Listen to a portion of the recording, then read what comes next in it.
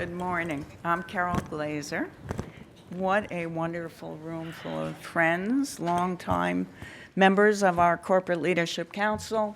Those of you here for the first time, welcome to our annual Corporate Leadership Council Forum. And for tonight, hopefully you'll all be staying with us for our Leading Disability Employers Dinner. It's terrific to look out on the room and see we're filled to capacity. In fact, we're filled beyond capacity. If everybody would wave back there to the camera, there is another room next door where the overflow folks are sitting.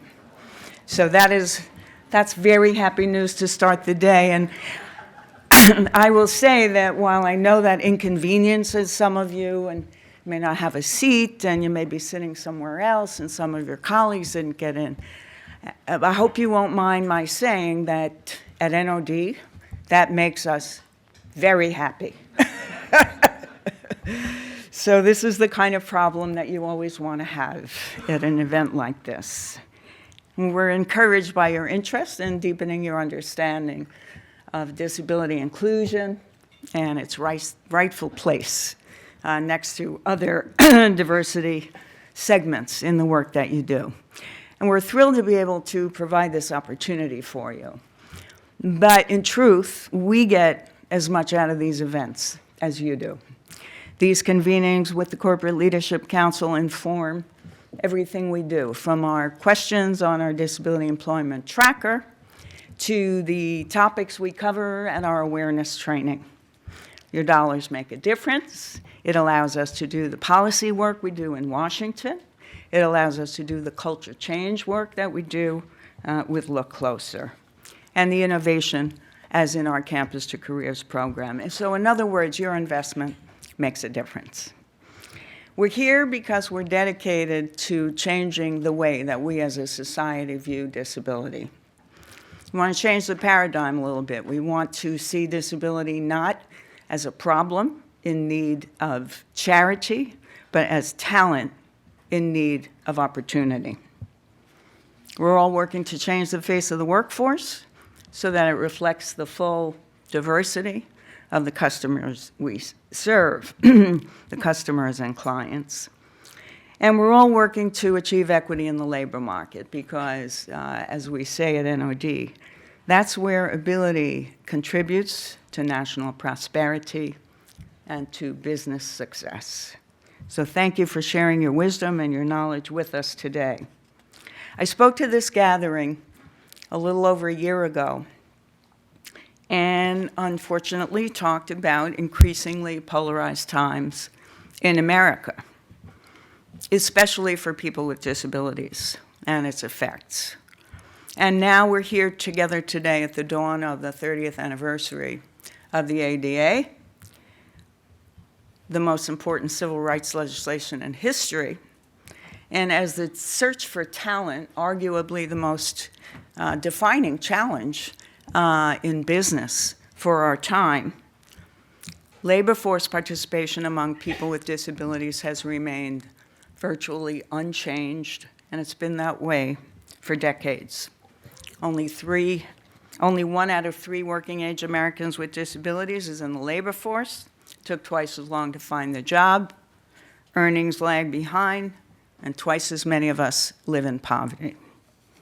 Not only has progress been slow and frankly disappointing, but we've had to fiercely protect the gains that we've made in prior years. Just about a year and a half ago, disability advocates had to fight off an attempt to gut the ADA. And regrettably, we won, but regrettably, it probably won't be the last time. So that's why it's so important that we're here today. This is the largest gathering that we've ever had of this kind. We'd hope to get possibly between 150 and 200 here. And I think we're now at about 260. And again, we do feel bad that we had to take an overflow room, but again, hoping that those who are next door are getting to see the program. So The fact that this is the largest audience we've had is the good news side of today. It's an affirmation of the theme that we've chosen for the meeting, and it's also, I think, an affirmation of the importance of our issue to all of us. Because fundamentally, whether we're aware of it or not, we're all in the business of managing change, whether it's changing client and consumer demographics, whether it's turbulent economic and political times, or whether it's changes in the environment. And we hear a lot about change management.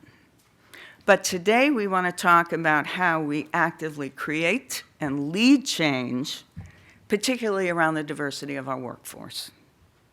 There's a deeply held belief that we won't dispute, and that is change starts at the top. And there's good reason for that. You just can't build an equitable workforce without the CEO's commitment. But change doesn't end at the top. And today, we want to focus on that change that happens at the middle. Why? That's where most of you sit. That's where most change agents sit.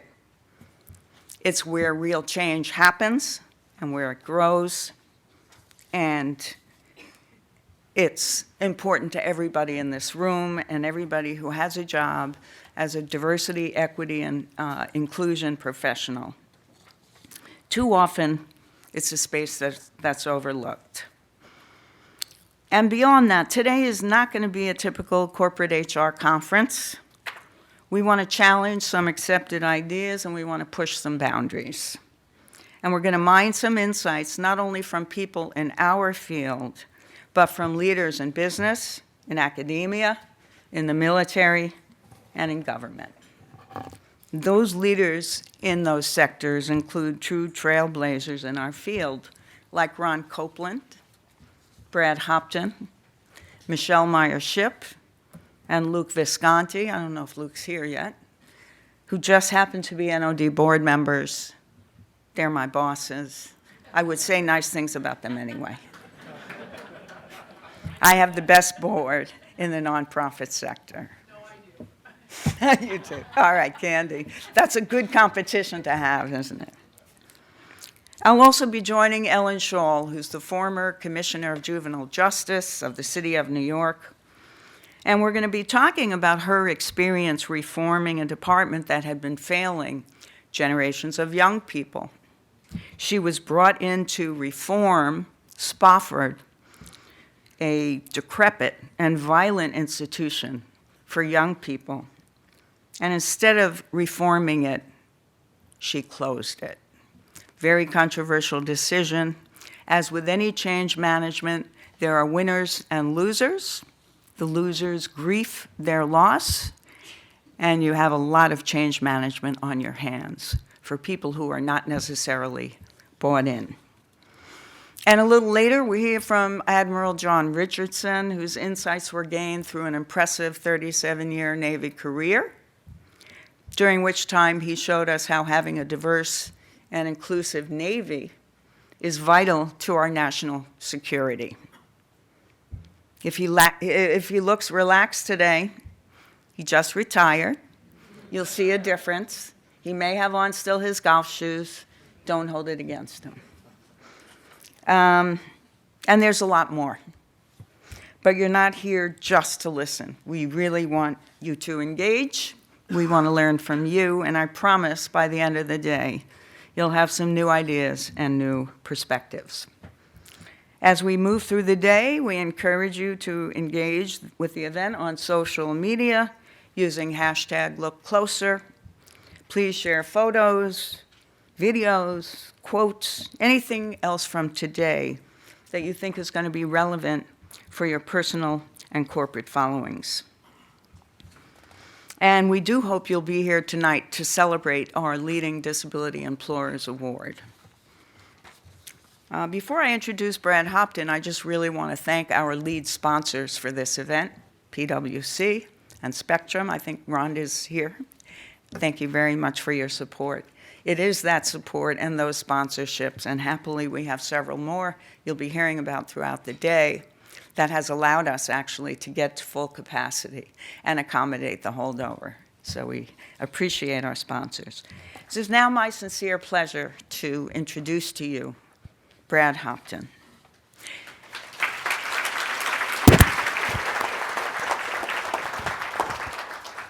I just want to tell you a few things about Brad, because he's going to be humble up here, I'm sure. A few things only. He really shouldn't be. But it is true that if we designed a disability inclusion change champion in a lab, they'd look a heck of a lot like Brad Hopton. His journey in the field was catalyzed, like many of us, by the birth of his son, Braden, who has Down syndrome. But Braden is not the only reason that Brad has become a champion in this area, making personal investments, including his participation as a model member of our board. Leaving it all on the court for NOD, that's what you want in a board member, right, Candy? Definitely. Leave it on the court, all right. But Brad and PwC are actively showing us that they're a competitive advantage to have disability inclusive workforce. They're enhancing their products and services, they're developing stronger leaders, and they're creating new internal efficiencies. We're fortunate that Brad could be with us here today and talk a little bit about what he and his colleagues are working on and why, and I promise you, he's a leader from whom you can all learn, as I do. So, Brad. As always, thank you. Thank you, Carol. Wow, she embarrasses me every time. So kind. Good morning, everyone, and welcome to the 2019 CLC Annual Forum. Everybody excited to be here today? One more time, I want them to hear us in the overflow room, so one more time. Everybody excited? All right. I love that. Yeah, and big shout out to the overflow room. It's great to see this room packed in so much interest here. This is tremendous. On behalf of the partners and staff at PwC, let me open up with a big thank you. Right? Thank you for being here today, and perhaps more importantly, thank you for the role that you play in the support of NOD. NOD is such an important organization, driving change for the 80% of working age Americans with disabilities who are not employed today. 80%, right? A staggering statistic. So it's an honor to be associated with NOD. It's an honor for us at PwC to sponsor today's event. Thank you. To kick off today's program, I thought we'd do it just a little bit differently. And I want to do it in a way similar to how we lead off many of the meetings at PwC. So this is a bit of a glimpse into the PwC world. What we like to do is start our meetings with a value share, right? A brief story that ties in and touches to at least one of our core values, those values that are highlighted here on the screen. So a brief story around that. But today, instead of me leading the value share, I thought I'd call on Sam Biazin to share her story. Sam is one of our amazing experienced associates, right? So she's been with us just over a year, in year 2 with PwC. She's in our tax practice. Special shout out to tax, near and dear to my heart. And she's also on tour with our tax innovation team. So Sam, without any further ado, I want to turn the floor over to you.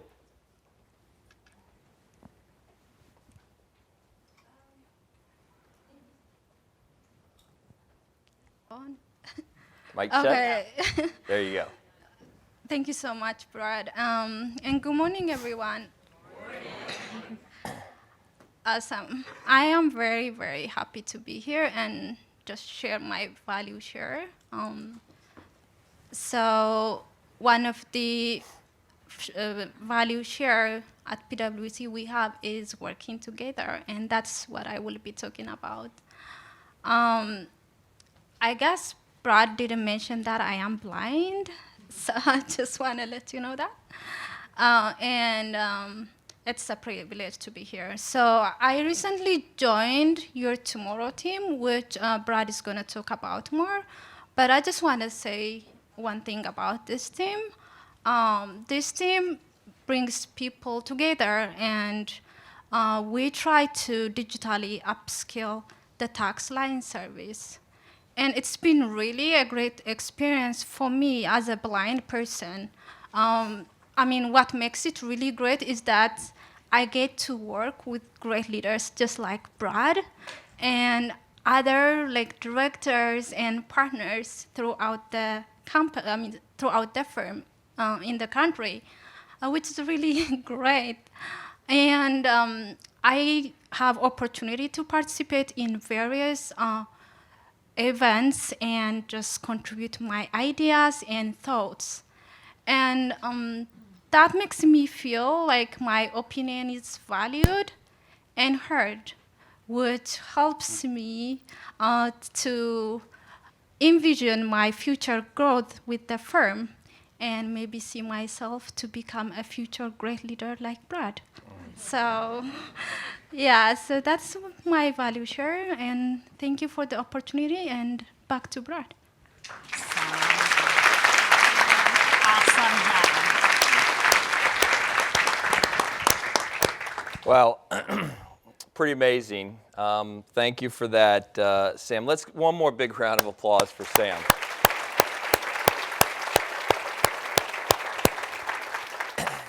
And the inside scoop really is, from a leadership perspective, that's how I do it. I surround myself with amazing talent, just like Sam, and she's definitely a tough act to follow.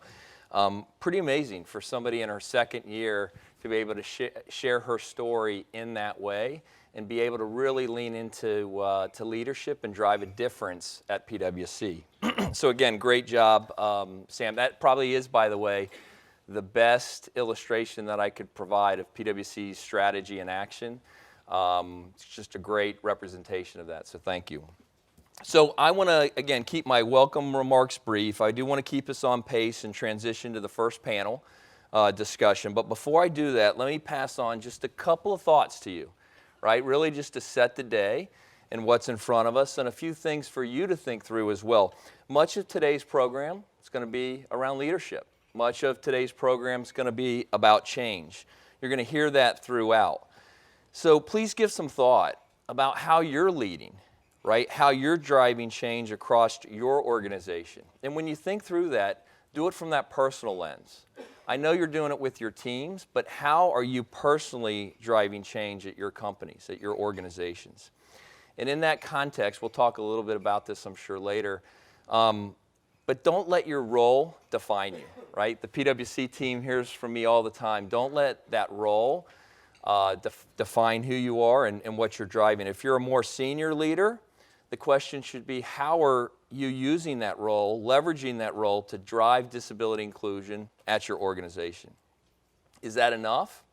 Or do you actually have more in the tank to contribute, right? If you're a little less tenured in the audience, right, are you leaning in for more? What can you do to begin to be viewed as a leader relative to disability inclusion at your organization? Regardless of your role, stretch for more, and I promise you, you'll be rewarded for that, and you'll probably surprise yourself as well. Finally, and very briefly, I never miss an opportunity to just touch on the importance of passion, right? To me, it's one of the core foundational principles in terms of leadership. I'm not here to define your passion for you. I just think that we all need at least one area of passion in our lives. For me, it's disability inclusion, both at PwC and in our communities. But I'd ask you, what's your passion?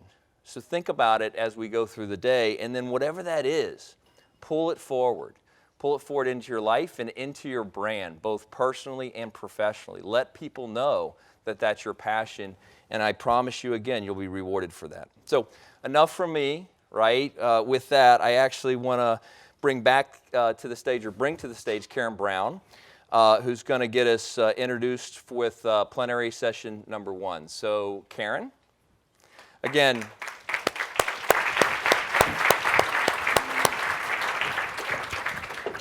thank you everybody for being here on behalf of the entire board. Again, big thanks, and big thanks to the NOD team, right? Yeah.